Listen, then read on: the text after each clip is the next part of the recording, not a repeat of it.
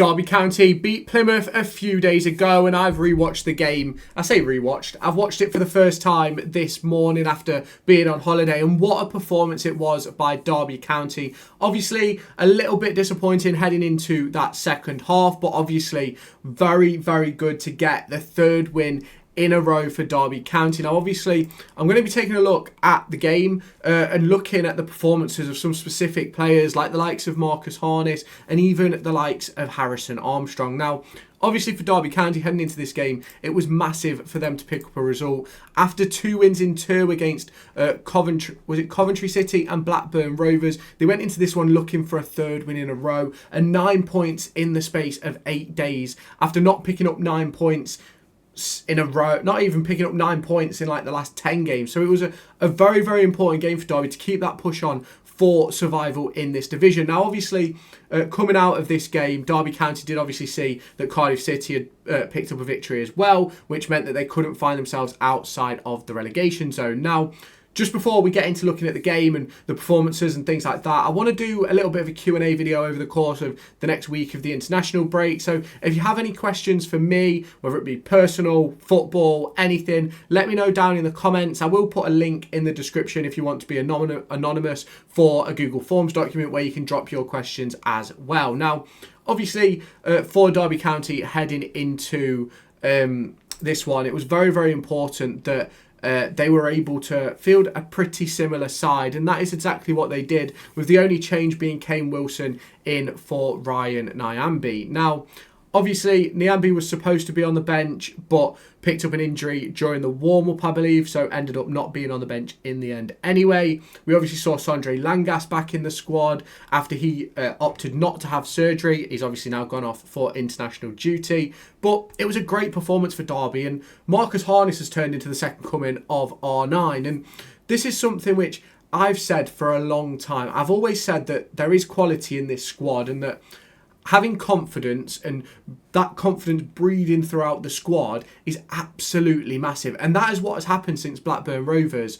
And we've truly seen it. And this game is a game where, in another world, under Paul Warne maybe, we probably wouldn't have even scored 3 goals. But in another world, we would have lost this game after losing the 2-goal lead. Because obviously you've got Marcus Harness's goal after about 11 minutes. You then got Harrison Armstrong's volley from the edge of the box, which, by the way, is an absolutely superb finish by Harrison Armstrong for his, I think it's his first senior goal, and an unbelievable one at that. And I'm really, really proud of how he's really come into his own after jumping into the starting lineup. I believe it was versus Middlesbrough. Now, obviously, Derby County, after 38 minutes, gave away a free kick, which was a really good finish by Bundu, but ultimately, should Zetterstrom have done better?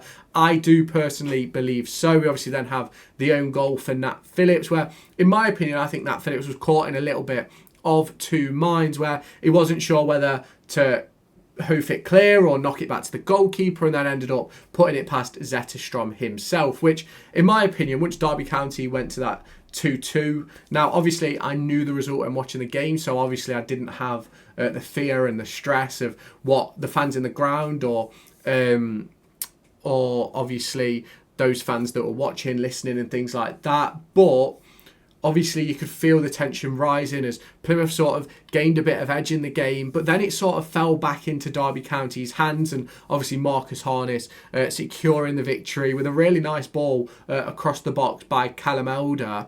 And for me, I'm absolutely delighted with how Marcus Harness has come on over the course of the last few weeks. I think that's 3 or 4 goals in as many games. Scored 2 against Plymouth, 1 against Coventry, picked up an assist. So 4 goal contributions since Blackburn. And I thought he was really good versus Blackburn as well, by the way. Just obviously didn't have that major impact. You've obviously got that connection that is built up front with Jerry Yates, which has been absolutely impeccable. And I know people will say that Jerry Yates should probably score more goals, and I don't necessarily disagree, but I think at the moment we're getting them results. So for me, it doesn't matter who scores. Now, if we delve a little bit deeper into the performance of Marcus Harness, obviously, expected goals of 0.58 for him. Had 2 of 3 shots on target, both goals, 7 touches in the opposition box, 6 passes into the final third.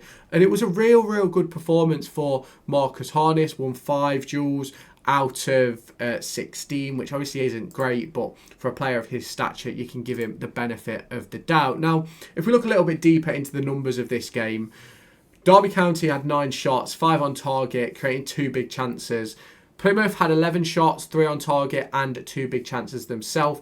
Both teams weren't really in sort of a passing game. 186 passes completed for Plymouth, 62% completion. Derby County 118 and 53%. Now, we have to talk about the passes because I spoke a lot across the course of this season about Derby County not being able to hold possession and not being able to sort of keep the ball and do the right things. Now, I think what you can say about Derby County since this last 3 games is they've made the most of the opportunities they've had with the ball. And that's something we couldn't say 3 or 4 months ago. And you look at even the shot areas, I think we've got 8 of our 9 shots are inside the box or just on the edge. The 9th shot in itself was just outside the box. And for me, it's very important that Derby get into these areas. Now, if we go and find where is touches in the opposition box, 27 touches in the opposition box for Derby County, which is unbelievable. 87 accurate passes in the opposition half compared to 93 and 93 in opposition and own half for Plymouth. We only had 31 passes in our own half,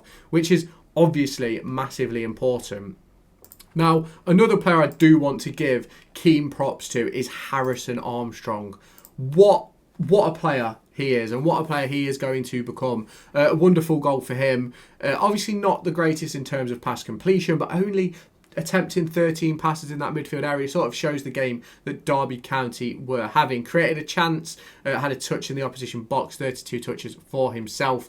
2 of 2 tackles won, 7 clearances, 10 defensive actions, 2 recoveries. Only won 2 of his 11 duels, but he's been a master in the midfield. And with Ebou Adams next to him, if we go down to that sort of duels, winning 50% of his duels, and it's massive for me. And obviously you've got the issue with, was it Kane? I think Kane Wilson came off at one point. I think it was about 75 minutes in for Sondre Langas, who I think Langas going on at right wing was, right wing back was a very, very, not what you'd expect, let's say, but a player playing through injury with injections or whatever he is doing, like you can't fault it in the slightest. Now, I don't think Plymouth were awful. Don't get me wrong, I think we started the game really well in that sort of, once we got that first goal through Harness, I thought it really shut things down. And then obviously the second goal through Harrison Armstrong, I thought realistically, if we hadn't given away that free kick, which ended up being a goal, I think Derby County would have cruised to victory in this game. But that goal then put them sort of in the ascendancy heading into the second half for me, and obviously getting that early 2-2, and then they were never really able to capitalise on the pressure they put on early in that second half. And I don't necessarily think Plymouth are down, right, because it's only 6-point gap, and we know where Derby County were just 3 games ago. Derby County was 7 points away from safety. We've gone on to win 3 games in a row against teams you wouldn't expect us to beat. Plymouth Argyle face up against Watford after the international break, and that's a massive game for them.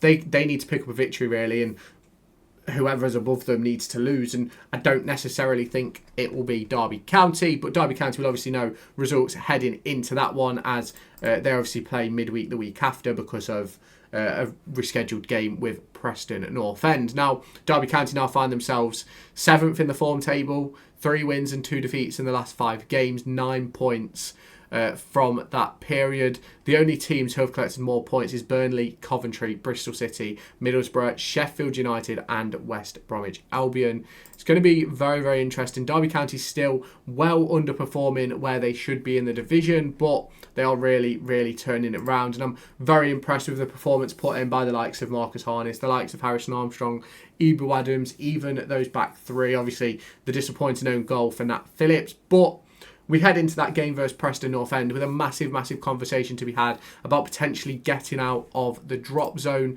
We'll do a video before we come back from the international break talking about Derby County's running and what I think really could happen, because it is a very, very interesting running.